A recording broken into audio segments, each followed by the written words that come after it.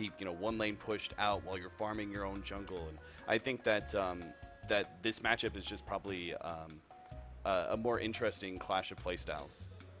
Okay, well, we're going to find out what these two teams are going to be throwing at each other, because we are moving over to the draft of game number 2. And it is Complexity that is up against the ropes here, because we are in the lower bracket and they are one game away from potential elimination here. And that's, well, that's not a scenario that they're unfamiliar with, because they've gone through the lower bracket the whole time. Do you feel like it might have an impact on the way they play, on the pressure, the added pressure that a game like this brings? I mean, there's always going to be pressure, right? But Yeah. You're one game away from elimination. I'm sure that they feel it somehow, but as we were talking about, Swindle's the type of guy who, even in these situations, is probably going to be able to motivate his team to kind of gather around, do their best, give a quick huddle, the American way, Yeah. USA, The etc. complexity. Besides, the crowd is just the way that Swindles likes it, too.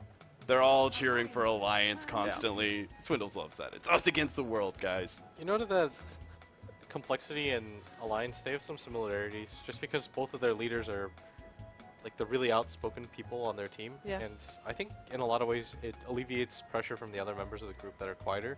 Like the Swedes and on Complexity, I know they're not the most talkative, but you've got a guy like Swindle who's telling you, like, yeah, we can do it, and he's kind of the face of your team. So when your team does bad, almost everybody just talks about Swindles, and I think it genuinely does help his teammates. I think people really underrate that aspect of him, in that he's kind of a calming presence for the rest of his team.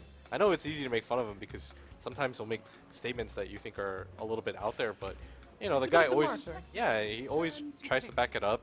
He genuinely thinks, he has a lot of faith in his team. He's not just going to say, oh man, our team sucks, we'd be happy with top 8. No, he's going to say, I think we're one of the best teams here. And I think it's great to play with.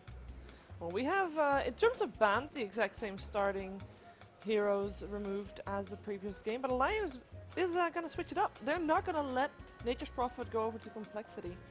It's the first NP game for Alliance in this tournament. I believe it might be, but I will. You are come back playing with against Alliance. Yeah. They have picked Nature's Prophet. That's my favorite. That's the only meme that I like. No, they have played Yeah. it once before this tournament, and they won. Okay. 1 for 1. Complexity had first pick, right? They grabbed the Furion first last time? Yeah, but they did not have first pick. They grabbed Fury and Io, Fury and Io, yeah. Oh, and it was okay. Chen first pick for Alliance previous game. So Complexity favors Dire, while Alliance will favor first pick here. In the I feel like series. Complexity could just go back for the Enigma again. I don't know if they're going to pick it in the first 2, but they play around the hero way too well.